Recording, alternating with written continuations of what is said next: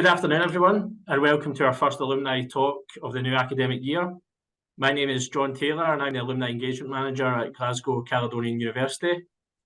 This talk is part of our award-winning MINT programme, which stands for Mentoring, Internships, Networking and Talks. The programme is designed to help recent graduates and final year students boost their employability.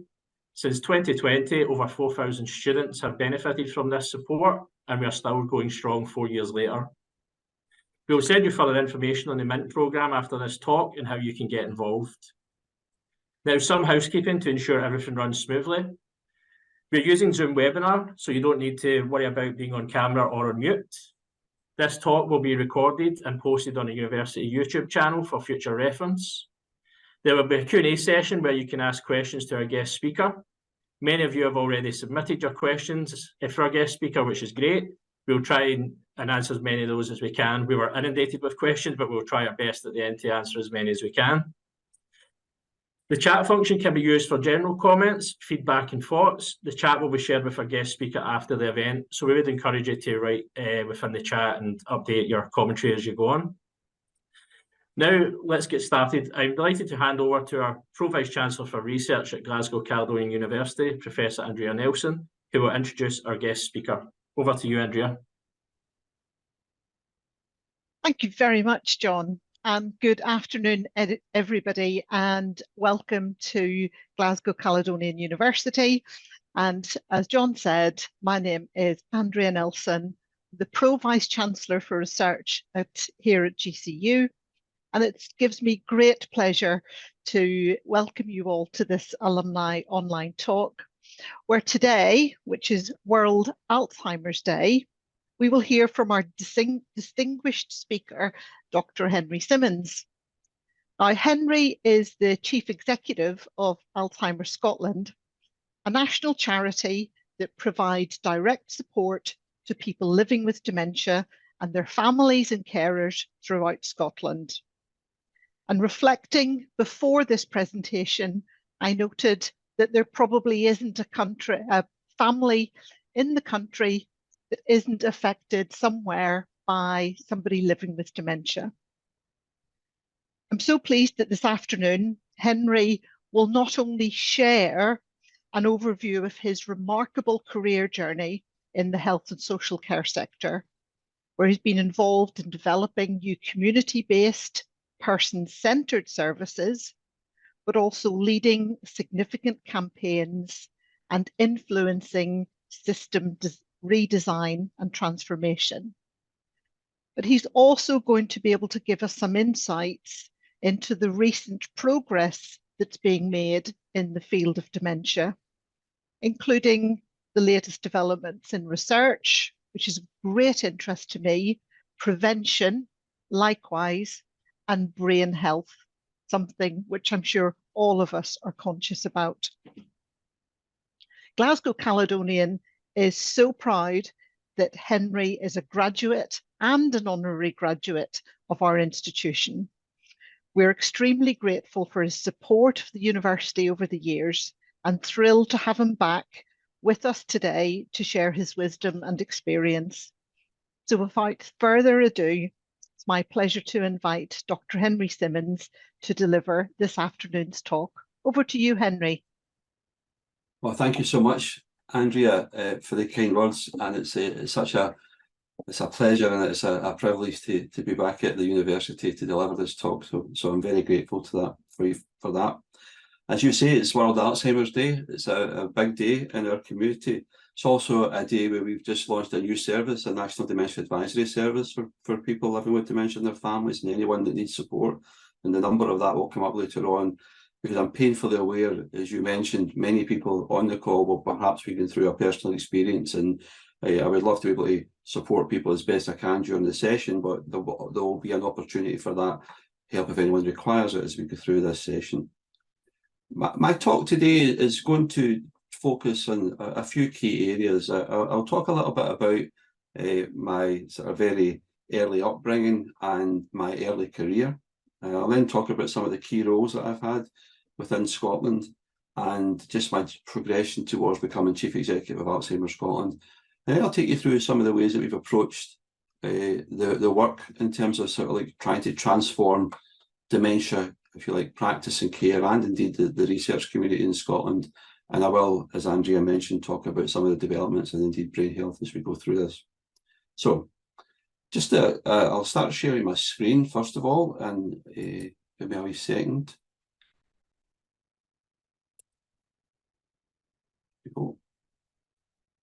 And I'll just check that you can see that okay. Could somebody, yeah, John, great, okay.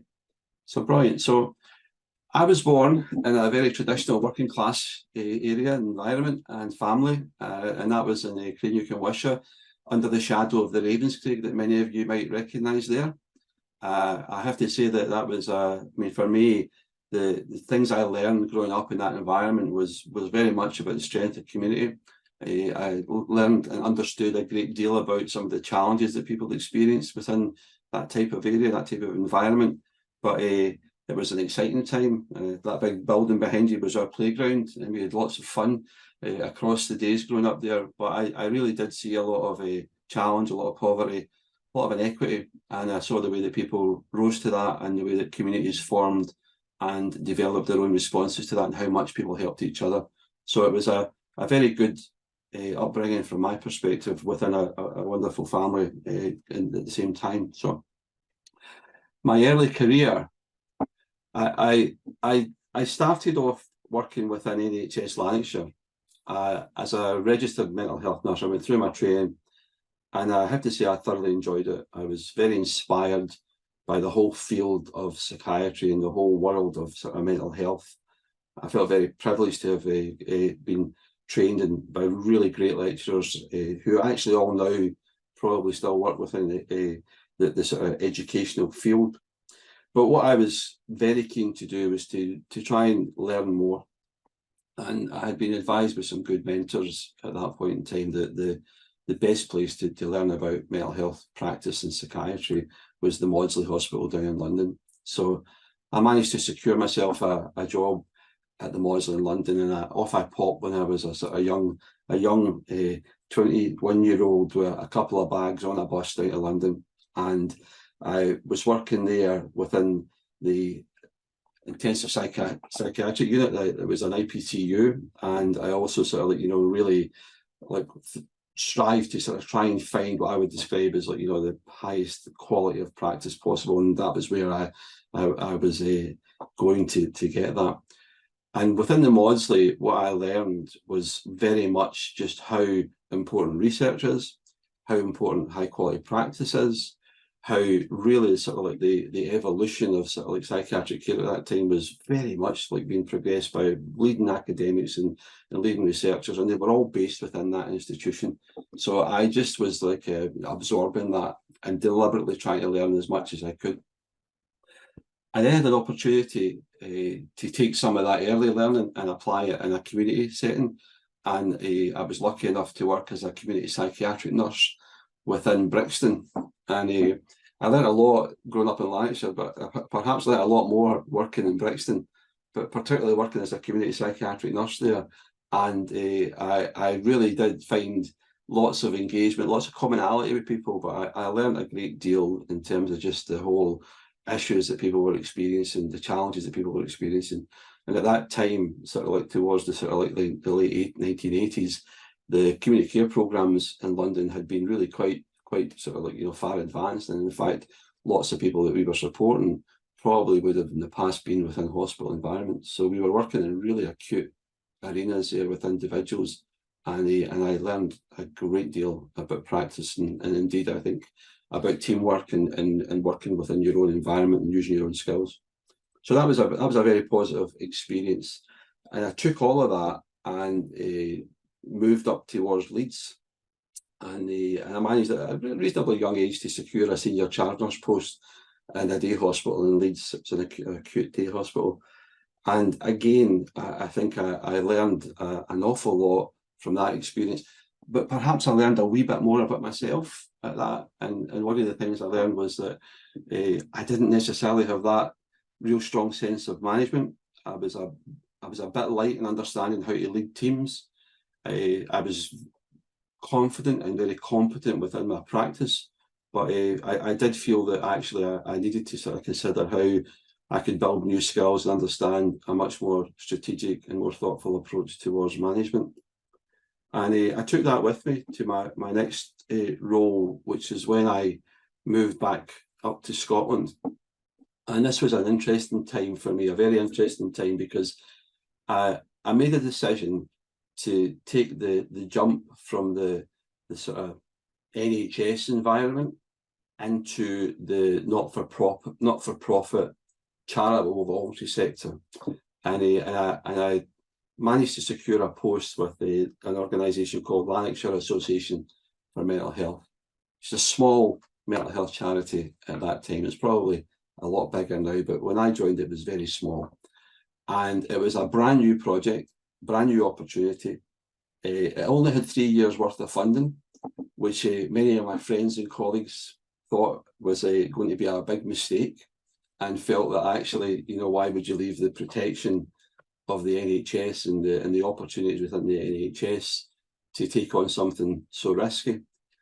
But I have to tell you that my desire to develop new approaches, to think about things in a different way, and to really explore the opportunity of setting something up right at the very start, kind of the balance of risk within that was certainly outweighed by the opportunity. So I made that transition.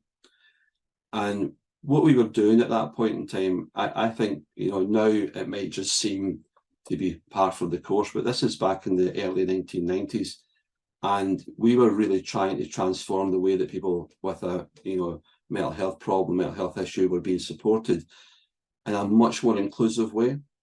So for many people, the sort of like the traditional trajectory would have been that you maybe had a period of time within hospital, you were in a day hospital, then you would go to some form of structured day centre. And what we wanted to do was to really try and build a structure of support that was at the heart of the community and didn't in any shape or form exclude people from the community. So we actually worked across, it was Airdrie and Coatbridge was the area I started, and it grew a bit as we went on. But we went into the community and really deeply understood the community, looked at all the resources that were in the community, and we found lots and lots of opportunities where centres were lying empty during the day. There were like community centres, there were centres lying empty at the weekend. There was like fantastic array of like, you know, group activities and sort of projects all happening within the community. But many people with mental health problems were not getting any access to that. So we designed this sort of approach to like creating it was a one-to-one service alongside a very sort of like, you know, non-centre based day service for people. And we built really high quality sort of person-centered plans of activities and indeed support for individuals. And across the sort of like the 7 years that I worked there, we helped many hundreds of people really feel part of their community and engage within their community. And I believe that we really took a strong step towards an inclusive form of mental health practice, which was, you know, I mean, not only I think changing the lives of people, but changing the system and changing the way people valued and thought about that type of support. I also got my first exposure there really to working closely with people who had lived experience and working in a way that was an equal footing and as a partnership. And I mean, many of the board members within LAMH actually had a diagnosis, and this was my first time really working so closely in that context, and I learned the value of that.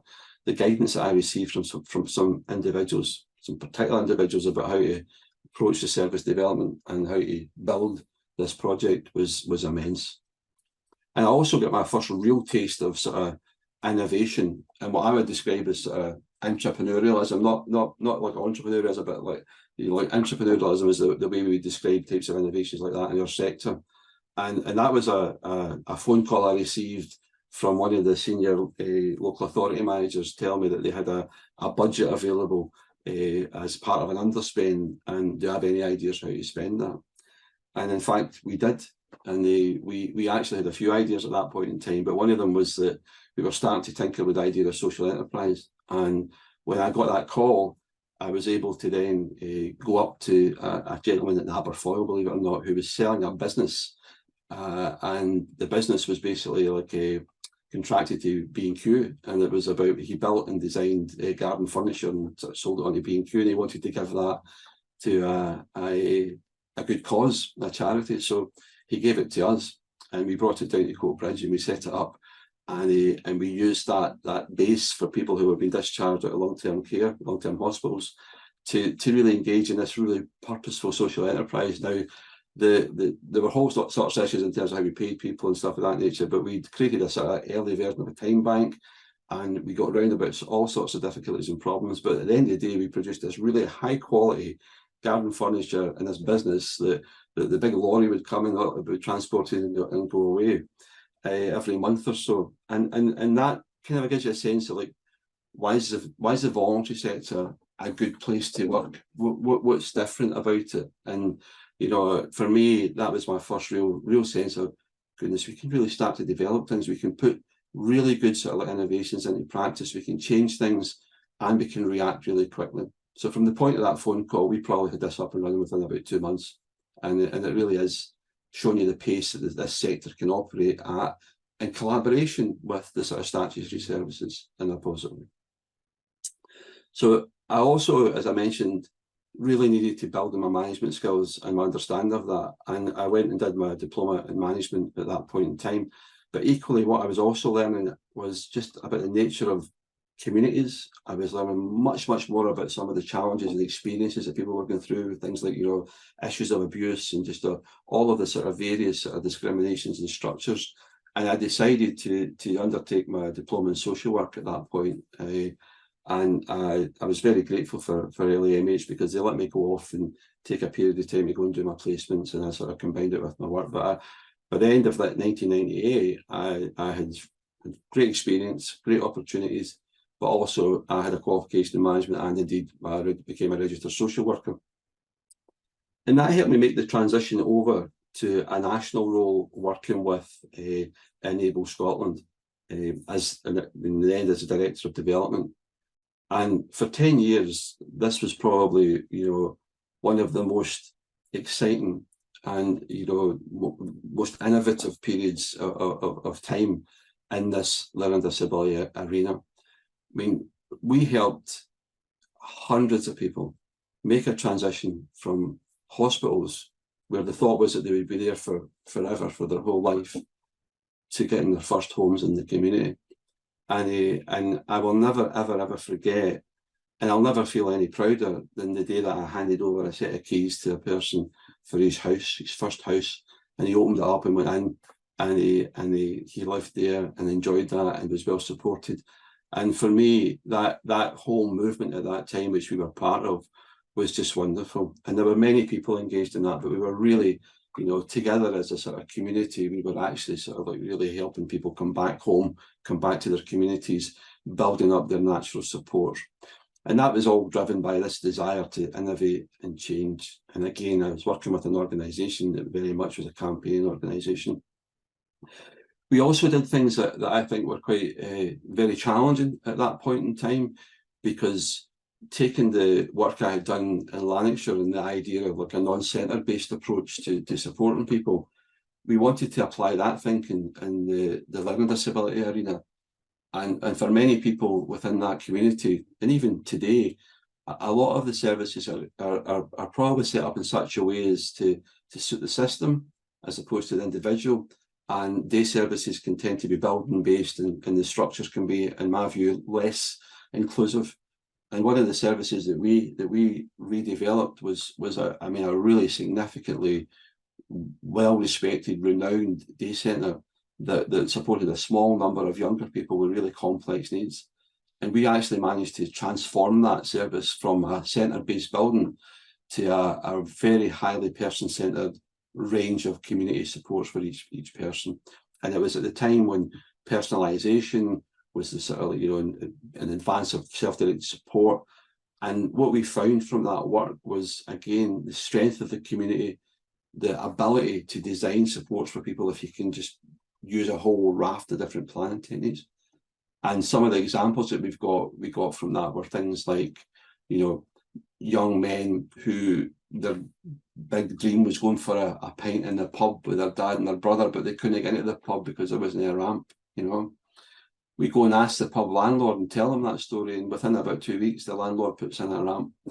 We've got people that want to go ice skating, but they use wheelchairs, can't go on the ice. You talk to the centre about that, and they build a sort of like modified sort of wheelchair that gets the person on the ice. And there's stories of that nature that just I will always remember and always feel grateful to have been part of, but they really inspired me to keep moving forward and to keep embracing personalisation. I also started at that point in time to develop quite a bit of policy experience, and indeed from my own personal development perspective, I got on a local board of support for Order 11 and became a board member and then the chair of that, and I started to build some international connections. And during that time, again, I think that, you know, one of my most positive experiences was becoming a student at GCU, undertaking the MBA programme. And that was a very careful decision for me at that point in time, because I wanted to do my MBA, but I wanted to do it at an institution that understood our sector. And at that point in time, like, you know, GCU was a standout in terms of sort of understanding the third sector. The MBA programme had lots of sort of like engagement within the sector, and it wasn't just a pure business programme, it was a real opportunity to build a course of study that was really relevant to my work. So that's for sort of like, you know, I've only actually really had 3 big jobs in Scotland, you know, the area manager, then with Enable, and then eventually I found my way to the role of chief executive. And I suppose during my trajectory, and if it's any sort of help to people, I always tried to balance the things that were really important to me. I don't think I've ever went into work anytime and not felt like I wanted to get in there and do something positive. I always wanted to be in that arena of, you know, change, innovation. I always wanted to understand what I was talking about. So practice was really important to me, still is really important to me. But across the sort of like the three areas of early career through to sort of like, you know, becoming chief executive, it was about practice, management, development. And there was only a few organisations in Scotland that probably I was really desperately keen to work with, and Alzheimer Scotland was probably at the top of that list for me, mainly because it did everything that I wanted to try and do and I valued. So it was a campaign organisation, it was innovative, it was very influential, but also it provides direct support. And I think that provision of direct support helps inform everything else. And that lived experience that was at the forefront of all of the practice within Alzheimer Scotland really, really attracted me to that work.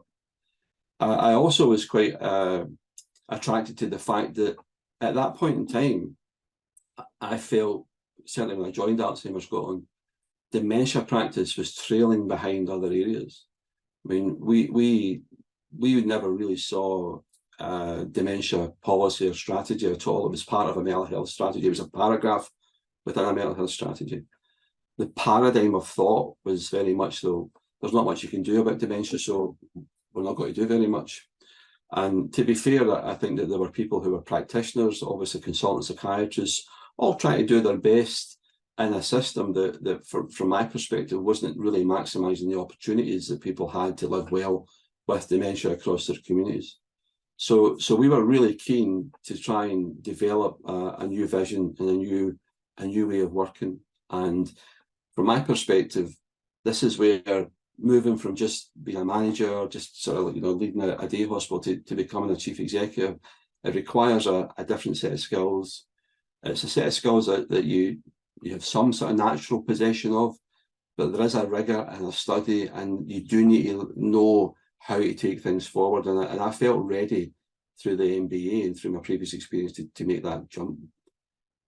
And probably the first thing that we set out to do when I reached that point of chief executive was to try and have a very clear vision of, you know, what it is that you know, people tell us needs to change, what it is you think you can do about that, and also what you're going to try and do about that. And I often say to sort of people when they take on a role as a senior manager, the most important thing that you can do is you have to bring something to that table. You have to come there with something, with a view, and you also have to, you know, use your listening skills as best you can to understand what the issues are and marry the two things up. So for me, I was coming to that role with a really deep practice experience of person-centered planning, of innovation, of personalisation. I was also coming with a sort of knowledge of campaigning and influence and sort of change in practice. And I was also sort of very fortunate to have worked with lots of people with lived experience. So I applied all of that in the early days. And what that led to, from my perspective, was creating a really strong sense of a vision. Now, we've added to this vision from the early days. We've built in the prevention and brain health work. But my first foray really into the dementia world was to really look at this issue of diagnosis, issues of post-diagnostic support, and really to try and understand how the system was operating for individuals in terms of integrated care and advanced illness. And it was quite clear that Alzheimer Scotland had a deep desire in terms of, like, supporting hospital care, both general and specialist hospital care, and indeed creating a dementia-friendly Scotland. So we built a model and a plan that was actually quite a sort of, a long-term plan to try and influence these key areas as an organisation who's not necessarily responsible for delivery of all that, but actually would be quite heavily involved in it. And the way that we did that was to really start at that point of diagnosis and early diagnosis, and build up models of care that were well researched, well evidenced, but also has solutions attached to it. And simultaneous to sort of that early period, 2008, 2009, we started to see the government really take dementia much more seriously, and they actually made it a priority. And at that point in time, we were able to work with the government partners and others in the field across the NHS and social care to really consider and reimagine how we might develop different forms of support for people living with dementia. And for us, the one area was that arena of post-diagnostic support. So we developed a style of really trying to understand things through research, through really deep research, and through then building these reports. And the first big report that we developed was the Facing Dementia Together report, which is about post-diagnostic support. And from that, we developed a 5-pillar model, which is right at the centre of this slide. That model became a core part of a national dementia strategy, and it led to the creation of a new role called link workers. And the link workers are really skilled at supporting people at that point of diagnosis. And it eventually led to the health secretary at that time, who was Nicola Sturgeon, developing the first ever guarantee anywhere in the world that every person diagnosed with dementia will receive a minimum of 1 year's post-diagnostic support. Now, that's over 10, 11, almost 12 years ago now that we started that work. And it's probably only now that we're starting to see the full fruits of that labour. Not everyone is still receiving that. So it's hard to get policy translated into practice, but you mustn't give up. You've got to keep moving that forward. And we followed that work on with that vision. So once we had secured the work in terms of post-diagnostic support, we then started to develop the integrated care model, which is the 8-pillar model. Again, another 2 years worth of work, produced a report, and we give that to government and seek government to test that, to try and check if that works and how it might transform. And then we developed our advanced care models, and you'll see other areas here that we took a really strong campaigning role within. So, for example, at the present time, we're campaigning for people to have what we describe as fair dementia care, and that's about people who reach that advanced stage of their illness having, not to pay for their care needs when they're very clearly health care needs. So as an organisation and as a chief executive, what I've tried to do is to use that vision to not just be hectic or erratic with our thinking, our campaigns and our work, but to be quite rigorous, to include, people with lived experience in everything that we do. We've got 2 big groups, Scottish Dementia Working Group, National Dementia Carers Action Network, that just have helped me shape every bit of policy that we've ever developed. And we've tried to then utilise the opportunities through strategy developments to change the system for the better for people.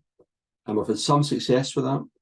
And there are other areas that just haven't as yet fully transformed. There's one report there, which was led by a colleague of mine, Maureen Taggart, that actually sort of talks about a complete transformation of our specialist dementia facilities and gives a new model. Now, that was fully accepted by the then Cabinet Secretary and was meant to be getting implemented. COVID got in the way and things got in the way, and that's probably not progressed to the extent that we would want. But again, we've still got that on the table, and we're still going to keep pushing that forward. And that's our role as an organisation, is not to give up, not to forget, because as I'm sure you're aware, organisations and governments that they don't hold great knowledge. They're very transient. Ministers change, officials change, and I think that an organisation such as ourselves, we've got that long-term knowledge understanding, we've got the commitments, we understand it, and we feel it's our duty to try and make sure people understand that type of work. So influencing policy thoughtfully, with rigour, with depth, in a very meaningfully and positive way. Sometimes we might use media might want us to be talking about that, and you get used to sort of like, putting forward your campaigns and sort of like getting your message across, but all forms of media. But the most important thing from us is probably making sure that our members, the people who support us, the people who donate to our work, know what we are doing and know how we're going about it. So in recent years, we've moved towards a sort of new approach in terms of just being really clear about the three things that we're trying to do just now. And that really falls into the prevent, care, cure sphere. And in each of the areas, we've got a whole raft of work and innovation that's taking place. But our ultimate goal is to make sure nobody goes through dementia on their own. And that's fulfilled by our 24-hour helplines and national lines that support people at any point of the day across the year. But our work in prevent has actually been quite a new arena for us as an organisation. And I'll talk a lot more at the end about our brain health projects, but what we now know is that 30% of dementia is potentially preventable. Now that's a hugely important agreement that's came about globally, and there are key factors and risk factors that we can do things about in there, and we are doing things about it, and I'll talk to you about that as we go forward. But we also want to make sure that prevention is not just about the sort of very front end of it. We can prevent things from getting worse. We can prevent people from having unnecessarily unhelpful experiences. We can do a lot of work in terms of prevention. But for us, prevention's became a big feature, and that's some of the work that we're currently focusing on just now. And then in terms of care, our care services are really, they're spanned across the whole of Scotland. We have got 25 brain health and dementia resource centres. We've got over 100 post-diagnostic support link workers now from the very early days. We're innovating with things like virtual dementia resource centres and digital technologies. But again, what we're really trying to do is to fundamentally make sure that people living with dementia live well with dementia. And at that point of diagnosis, our goal is to really give that person the opportunity to continue to have hopes and dreams and aspirations, and at the same time take control over their time living with dementia in as positive a way as possible, with the knowledge that we know this is a progressive condition and support will be required at different points as we go through. But that's why we have our dementia advisor structures, our post-diagnostic support services. It's why we have our campaigns. It's why we have our resource centres, and indeed it's why we ask people to support our work. So from my perspective, in terms of being a chief executive, you've got the balance of looking forward and thinking, I don't want to start. You should never, as a chief executive, think you're running an organisation for today. What you're doing is preparing an organisation for tomorrow. That's a really important lesson. I think any young manager, any young sort of person looking to become a chief executive should really recognise. You've got to look forward. You've got to get up above, look forward, and take on as much information as you can about what the needs are there, what's changing, what's difficult out there, and think through opportunities, and then try and bring opportunities into your day-to-day work. But at the same time, once you've got it in, don't rest your laurels, get your head back up and move on again. And that's something I think we've done pretty well at Alzheimer Scotland. And some of the work that we've been doing in terms of research has been really formulated through partnerships and through quite a high level of engagement. And also because we're lucky enough to have funds to make some investments in these areas too, as well as investing within some of the work that I described. I mean, Alzheimer Scotland, we fund our network of dementia advisors, we fund our network of resource centres, and we get commissioned for daycare and some of our all of our post-diagnostic support work. But within this research space, we've created this environment, and I'm very proud of it, because I think what we've tried to do is we've tried to create a collaborative environment where Scotland is perceived as being at the forefront of dementia research. And we've tried to do it in a way that we build the scaffolding around that. So we, as an organisation, will never be in the same league as the big global organisations that can fund multi-million pounds worth of research, studies of that nature. That for us is like, no, not something that we're ever aiming to do. But we can make Scotland attractive enough to benefit from that type of research and that type of investment. So for us, what we've managed to do so far is we've built the Scottish Dementia Research Consortium, very, very collaborative group that works across Scotland. We've got research centres in a couple of institutions. We run a research recruitment programme, Join Dementia Research, which gives people an opportunity to make a decision about any aspect of research they'd like to be involved in. We fund a small Masters of Research programme and we contribute to the Brain Tissue Bank.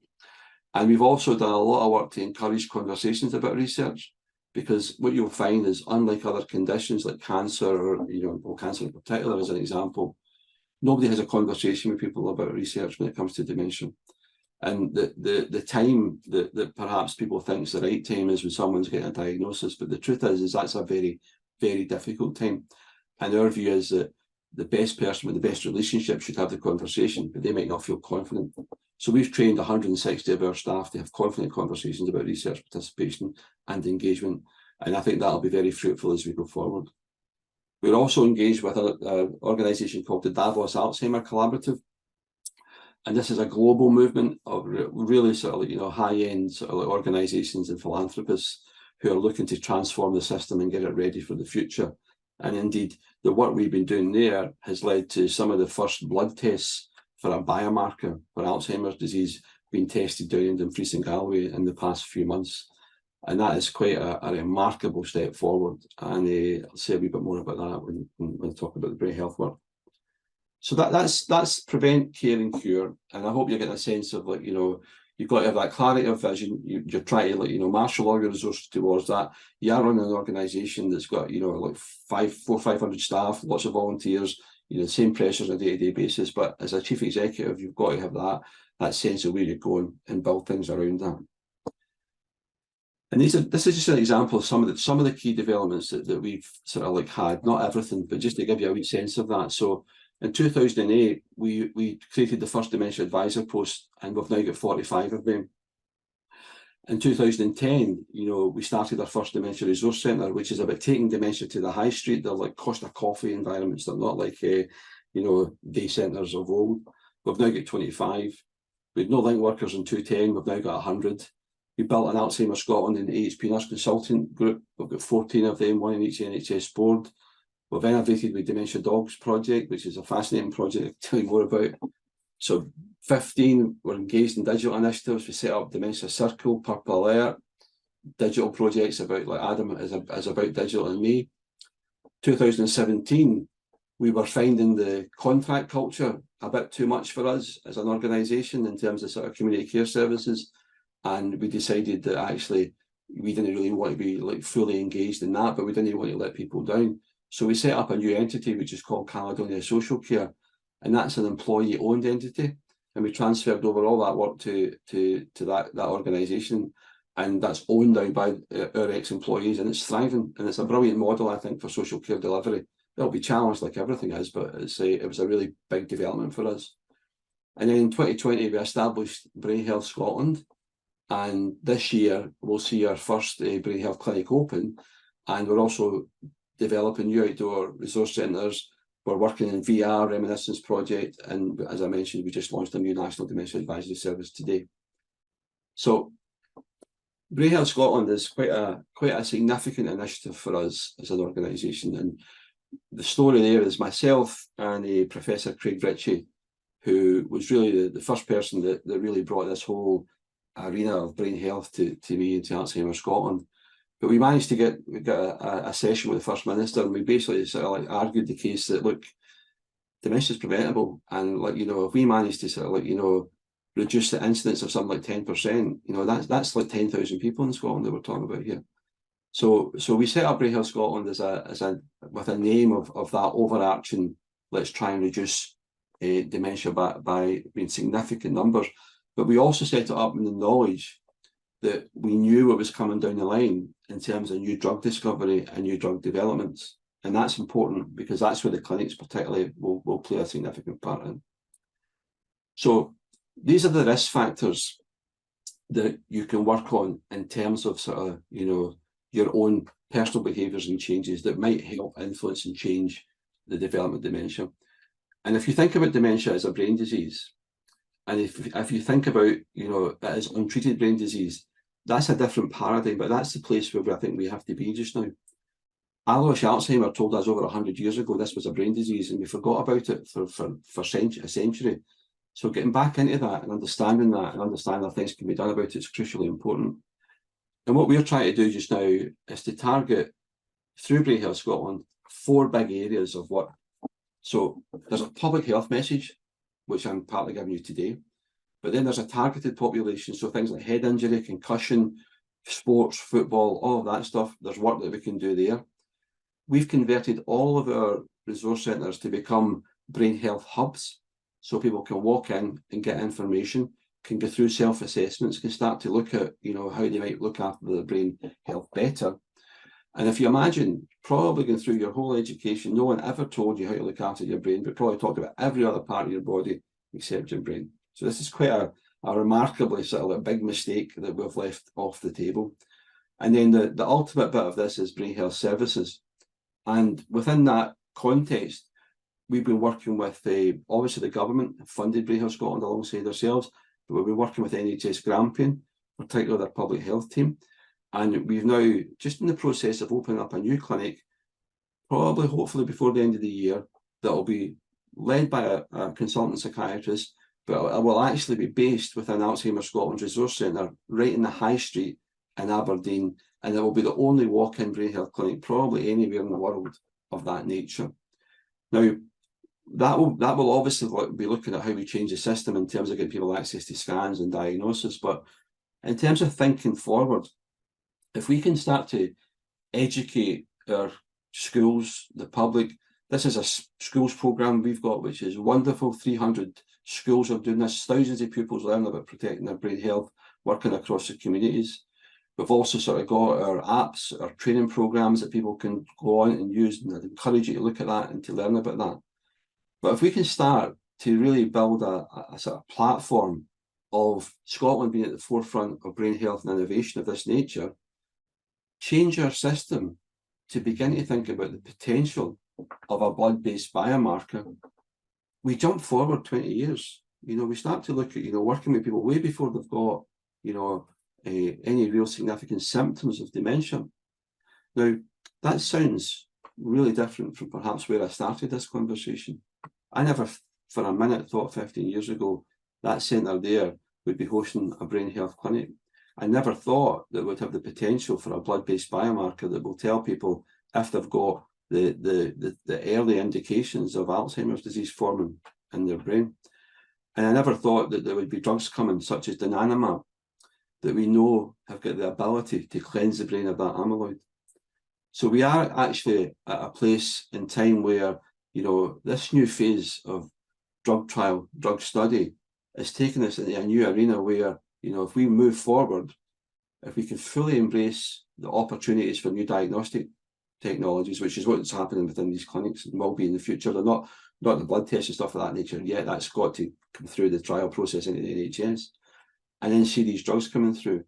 Well, we're starting to see the potential for risk and reduction in prevention and personalised prevention, but we're also starting to see treatments evolve, which actually, in our view, have a long time coming and taking many, many years worth of campaigns. They still need more trials, they still need more work, but it really is pretty amazing to see where we are just now. And that's all about the future, and it's all happening just now. And I'll just finish by showing you this last slide here, and I'll give you a moment to see if you can pick up on that. Your brain is amazing. and it just corrected that top line. So as I say, let's keep it that way. And I think that I hope that what you've seen from this presentation is that as an organisation, as a third sector organisation, as a chief executive, you can do an awful lot to influence and change and shape the world as we know it. But you can do that with the right interests, with the right values, and with the right people, which is people who are living with dementia and their carers at its heart, and indeed build and plan for the future in a way that hopefully will change things. So thank you very much, and I'm happy to take any questions now. Thank you so much, Henry, for that journey. I'm going to get straight into some questions because we had so many questions submitted in advance.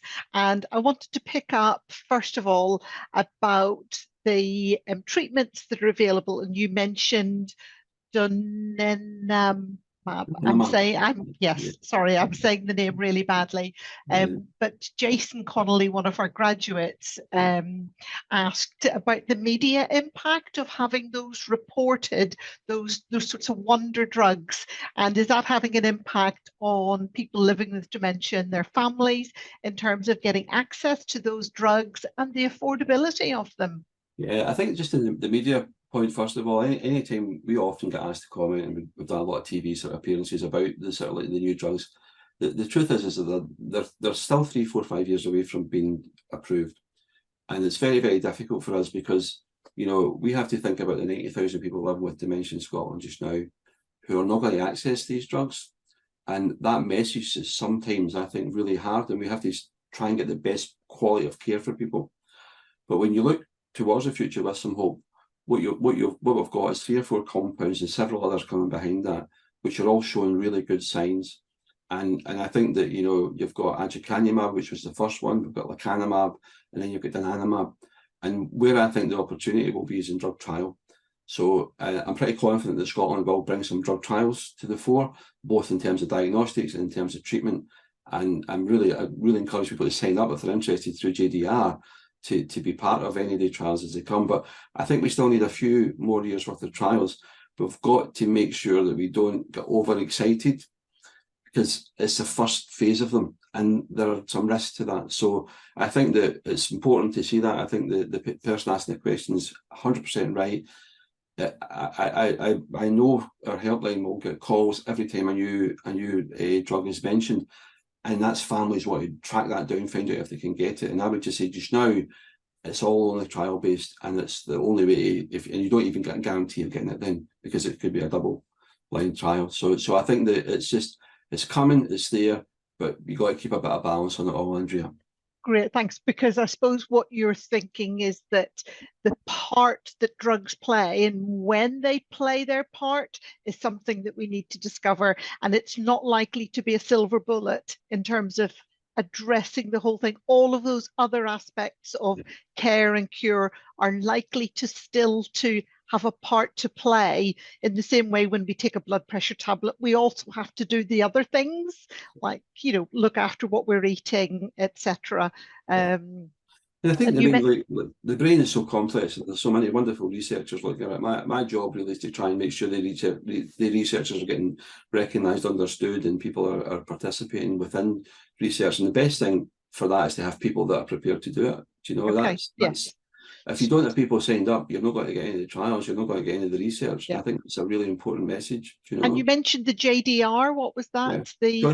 Joint Dementia Research is a sort of platform that we, along with our sister charities in the UK, run with the NIHR, and it's a register that you sign up that will match you to potential studies and trials, and you get a choice to which ones you want to participate in. It's got a really strong value base. Yeah, so great. So that's something that people can do.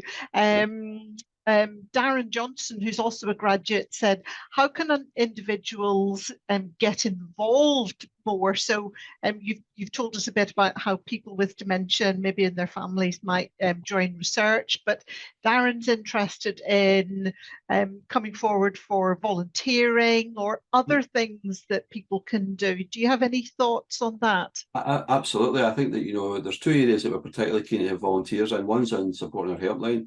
And the volunteers in our helpline are trained as well as anyone I know, and I think that, you know, that's a great opportunity, and that's only perhaps given a few hours or so a week or across the month. So and again, like, you know, I think my colleague that actually runs that helpline is on this call, so we can get the details of that. But just use the national numbers that we put on the chat, and if you're interested, we can link you there. The other area is within our resource centres. And some of our resource centres, we adopt a very similar style to sort of Maggie's centres and try to create welcoming space for people. So we're always looking for people who are prepared to sort of like come along, but we act as a meet and greet person just to support individuals and just become a member. Lend us your voice, lend us your support, and that helps us a lot too. Yeah. So I hope that helps, Darren, with your thinking about how to get involved.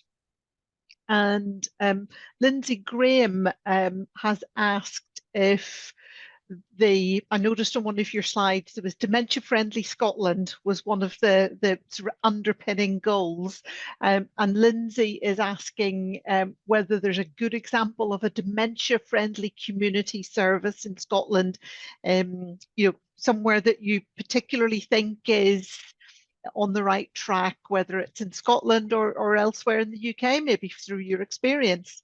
Yeah, I think so. So what we've seen the evolution of is, like, you know, some really committed communities developing sort of dementia-friendly communities. Yeah, Prestwick's a great example. I mean, dementia-friendly Prestwick's really first class, really doing some fantastic work there. But I think that the goal there is for everything to become as dementia-friendly as possible. Do you know what I mean? Right. So from transport right the way through to all aspects. We have some great relationships with sort of like, you know, transport agencies, organisations. People are really keen and committed to trying to make their services as dementia friendly as possible. But when you see community action of that nature, it's really wonderful. And we obviously sort of like, you know, all of our dementia advisors are running fantastic, like, you know, intergenerational schools projects, programs, you know, some wonderful sort of like, you know, examples here locally where I live. So I think that the community, when you ask them, always respond well, always engage. And but we do, there is that issue of sort of like ongoing sort of like potential stigma and discrimination that you're trying to overcome. But my feeling is when you ask Scotland to stand up, it very often does. Yeah. And thinking about your reflections on being a key part of developing Scotland's dementia strategy, you know, as a key voice, Maureen Cosser is asking whether you think the inclusive approach taken this time will lead to, you know, a better strategy, because you referred to it a bit earlier. Sometimes people with dementia get excluded because I guess there's an assumption that, oh, we won't be able to engage with that community because of the dementia journey they're on. So that's Maureen, asking you to reflect on that inclusive approach. Good question. I think the government and the policy team in government have done a really good job of bringing the lived experience voice into this particular strategy. I mean, I think that it's public knowledge that we probably would like to have seen the strategy being a bit more focused in sort of key priority areas. I mean, for us, hospital care, you know, particularly acute care is a big area. Diagnosis is starting to fall down. There's a lot of issues that we're reeling from the pandemic that needs quite a lot of investment, a lot of action. So we would probably like to have seen that in the strategy, and that's always going to be our position. We're always going to be saying we'd like a wee bit more. We want to see more priority, more funding. But absolutely, Maureen, I think that there's bits of the strategy that are far better because of that engagement. And I think that you know, the groups I mentioned earlier, you know, have done that work for many years to sort of like, you know, to influence the strategy. So we've always been, I think, in Scotland ahead of the game in terms of that voice of lived experience. And in fact, you know, we set the tone for Alzheimer Europe, and we came and followed our work, you know, and I can only commend the individuals because, you know, every time they come onto a platform, they're talking about their own life, they're talking about themselves, their experience, they're giving us a wee bit of themselves. And I, for one, can completely like hold that in awe. Yes, because it's that is a gift, isn't it? And we have to nurture and be very considerate of that gift of experience and the lived experience for people who we have the privilege to be a voice or an amplifier for their voice.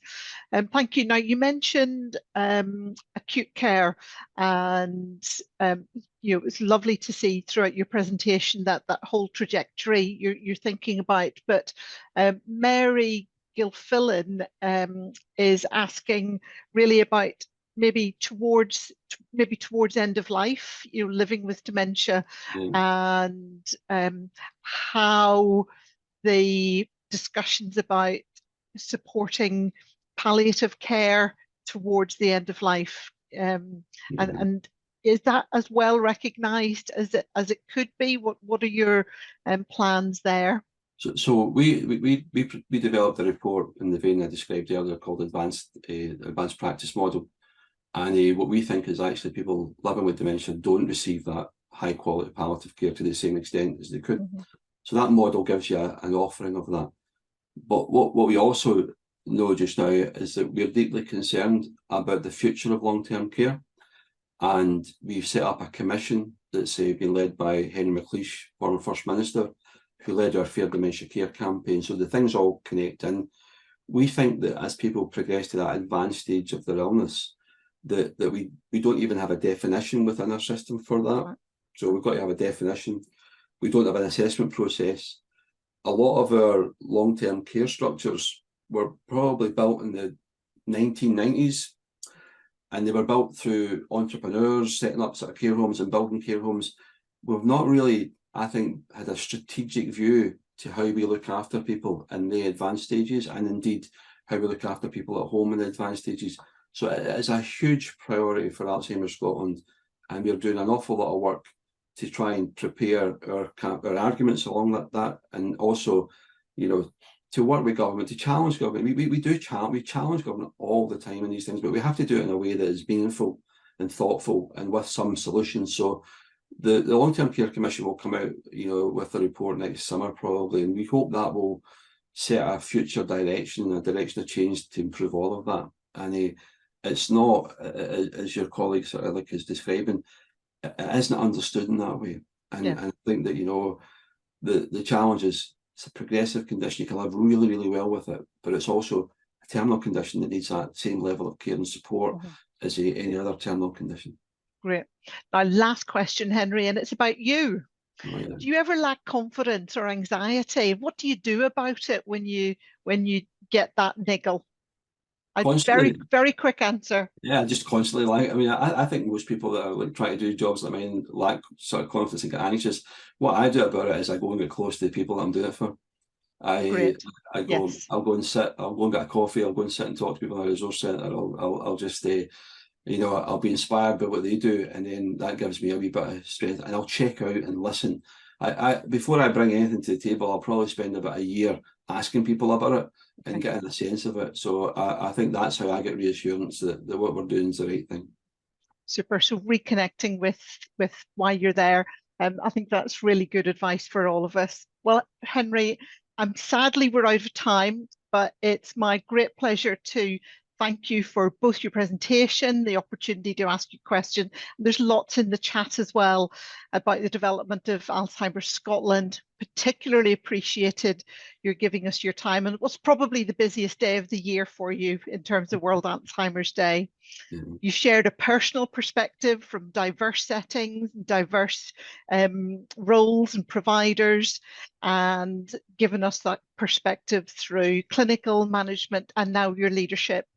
And I particularly was interested in that personalised approach that's coming in respect of prevention, caring and curing. So I think with you at the helm of Alzheimer Scotland and with your team, it really sounds as if we've got a voice for brain health and for dementia, something which touches everybody across Scotland in some way or other.